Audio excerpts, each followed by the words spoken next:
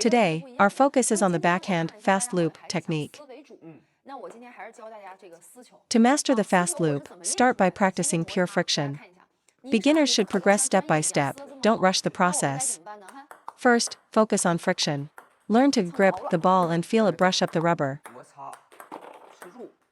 Notice the difference. This is a flat hit, and this is brushing with friction. First, learn to grip the ball. A crisp, flat-hitting sound is common for beginners, but that is not a fast loop. The feeling of a fast loop is one of pure friction. Listen to the sound. This is a flat hit, and this is a fast loop. A proper fast loop has no loud thwack. A fast loop produces a hissing sound from the rubber, similar to a loop. Many players mix flat hitting with their fast loop, failing to separate the two motions. Making a loud impact sound during a fast loop is a common mistake. I will now fast loop a few in a row. Pay close attention to the sound. The correct sound is a light hissing from the friction. This technique doesn't depend on your rubber. Don't blame your equipment. You can achieve this with either grippy or tacky rubbers. A fast loop with tacky rubber can generate even more spin. Listen to the sound.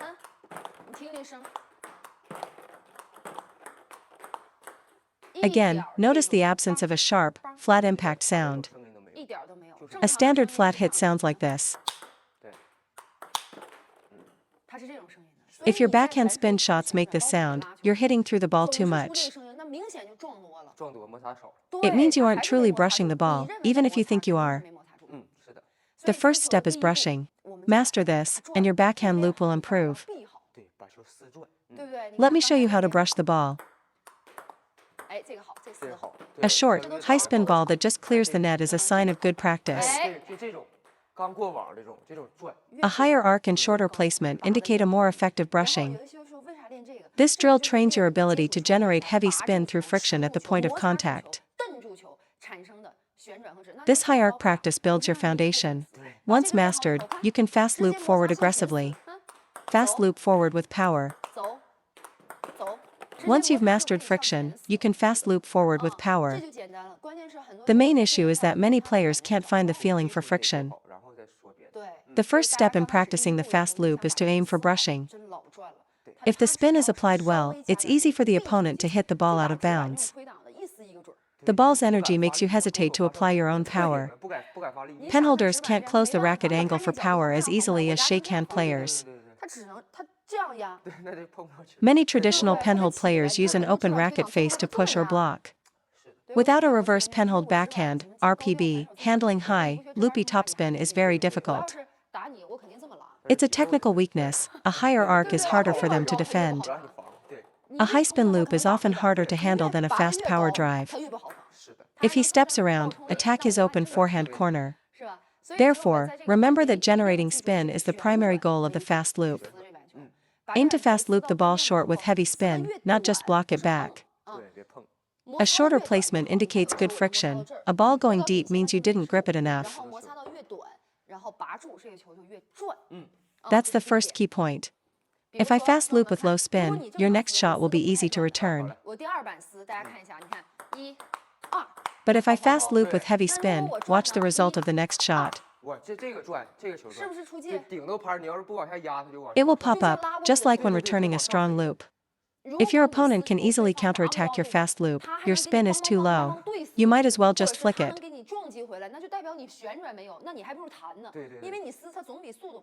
See, if my shot quality is low, you can easily add your own pace and spin. It's not a threat. There's no pressure. A fast loop with poor spin is like setting the ball up for your opponent. In that case, a flat flick is better because it's faster. When you fast loop, you must grip the ball to impart heavy spin. Watch the next shot and feel the effect of this friction. Even a light touch sends it flying, let alone trying to add power. I'll fast loop with more power. Try to return this next one. Yes, you're jammed. Adding power just makes the ball go long. So, the purpose of a spinny fast loop is to force your opponent into a passive block. Try to return it with a soft, defensive block. You can only return it by absorbing the energy. This is why backhand rallies at a high level can look deceptively simple. But when you face an elite player, their fast loop will fly off your racket on contact. Their spin is much heavier than what I'm demonstrating. If you generate strong spin, your opponent is often forced to block, giving you a chance to attack the next ball. If their return is weak, you can flick for a winner. If it's strong, you'll need to block passively. Many players feel they are too slow and can't keep up with the pace. This is because the quality of your previous shot was too low. A low-quality shot allows your opponent to attack freely. If you return with high quality, they have no easy attacking options. So the key is the friction at the point of contact. This moment of friction is crucial. The priorities for a fast loop are, first spin, then speed, then placement. You must prioritize spin. In elite backhand rallies, like when I train with pros, the contest is all about spin. The heavier your spin, the more passive your opponent's backhand becomes, making it harder for them to counterloop and giving you a clear chance to attack. So, the first step to practicing the backhand fast loop is to feel yourself gripping the ball. Second, let's discuss mechanics. The fast loop evolves from the backhand drive through an adjustment of the elbow. For a backhand drive, the elbow is low. For a fast loop, you need to raise your elbow slightly. Professional players keep their elbow up when they fast loop, and for good reason. A low elbow limits your angle, while a raised elbow allows for a fuller inward wrist snap. This makes the inward snapping motion more complete and effective. So, when transitioning from a drive to a fast loop, raise your elbow slightly. Second point, you must close your racket angle for the fast loop. An open racket angle will result in too much flat impact. Fast looping with an open versus a closed racket angle produces completely different speed and spin. To flick, open the racket angle for more impact. To fast loop, close the racket angle for more friction. Don't just blindly copy the extremely closed racket angle you see from pros. Don't do that. When learning the basic backhand drive, start with a more open racket angle.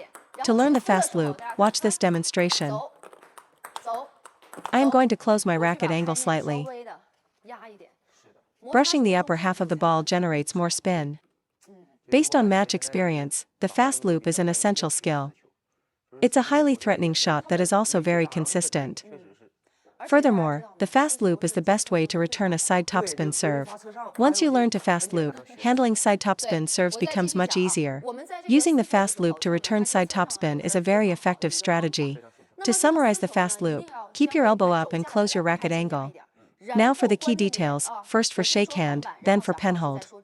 Keep your wrist relaxed, cocked inward and slightly down. You must drop your wrist. A stiff, raised wrist cannot execute a fast loop. A shot with a raised wrist becomes a simple push. But this is a fast loop. I'll show you in slow motion. Watch closely.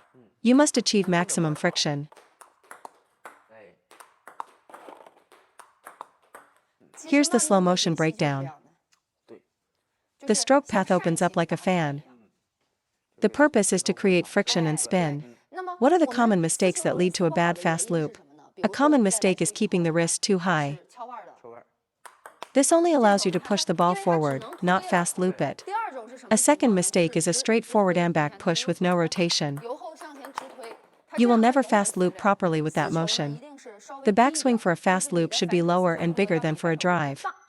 Drop the wrist slightly, close the racket at contact, and then rotate your forearm and wrist.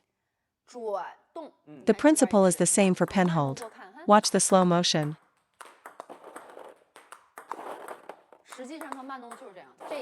Once you're proficient, it's just a matter of acceleration and power. Elbow up, racket closed, snap the wrist forward.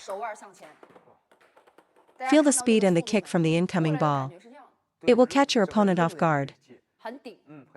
In the modern game, players often attack the middle with fast loops to set up wide-angle shots. At the elite level, varying placement to control the middle and then switching to the corners is a key tactic. Pay attention to your timing. You need to contact the ball at the peak of its bounce. When you find that feeling of gripping the ball, your shot will have immense spin. Regarding rhythm, the fast loop is typically executed at the peak of the bounce. the peak of the bounce.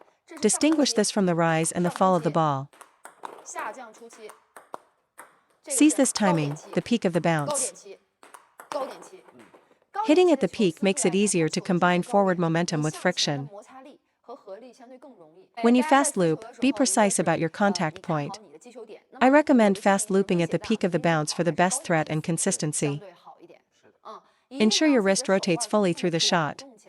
Many players push with their upper arm, which is incorrect. They push forward with their upper arm. It's also different from a flick, which relies mainly on the forearm. The fast loop is driven by finger and wrist friction, which in turn engages the forearm. Thanks for watching.